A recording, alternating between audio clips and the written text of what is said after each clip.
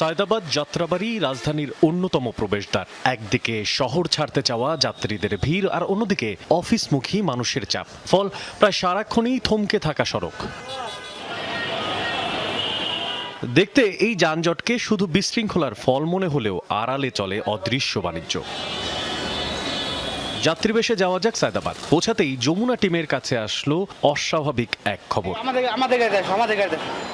রিকশা থেকে নামা এক যাত্রীকে ঘিরে ধরেছিলেন কয়েকজন, জোর করে তাকে তুলতে চান অন্য বাসে। রাজি না হওয়ায় মাথায় আঘাত রক্তাক্ত যাত্রী।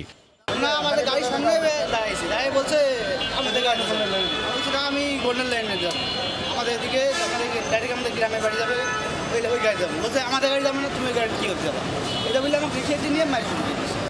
ঘটনার জের ধরে এগিয়ে গেলে আরও চাঞ্চল্যকর তথ্য মেলে। যাত্রীকে যেখানে নেওয়া হচ্ছিল সেটা কোনো বৈধ কাউন্টার নয়। ছোট্ট টেবিল, কয়েকটি চেয়ার আর পরিচয় হটলাইন ব্যবসায়ী।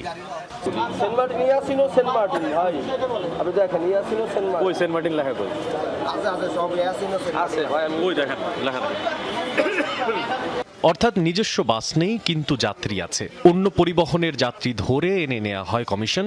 যদিও অনেক আগেই এই হটলাইন ব্যবসা নিষিদ্ধ করেছিল সরকার। এটা কিভাবে চলে? না, এটা আমি বলি, এটা একটা কমিশন পায়, এই মালিকই টিকিট মানে কাউন্টারটা দিচ্ছে আর কি। এটা একটা আমি 50টা টিকিট কাটছি, 30 টাকা করে একটা কমিশন পাইছি। ভাই শোনেন, ভাই শোনেন।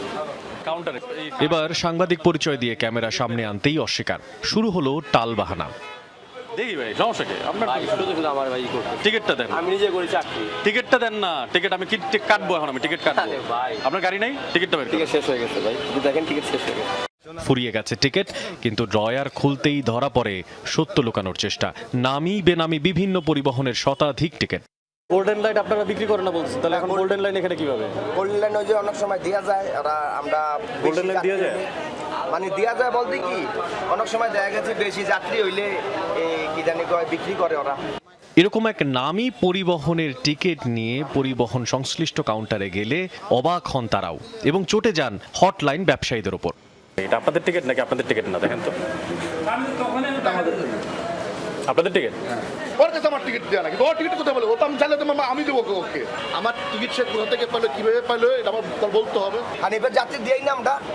কোন হানিফের যাত্রী দিছি? আমরা তো হানিফের যাত্রী আমরা দেই নাই। আমরা কি হানিফ কাউন্টার কি আমাদের হটলাইন আছে? হটলাইন না থাকলে কি হইছে?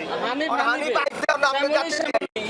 চমক আরও বাকি, হটলাইন থেকে টিকিট নিয়ে যাত্রী উঠছেন হানিফ ইউনিক লেভেল লাগানো বাসে। কিন্তু ভেতরে ঢুকলেই বুঝতে পারেন এটি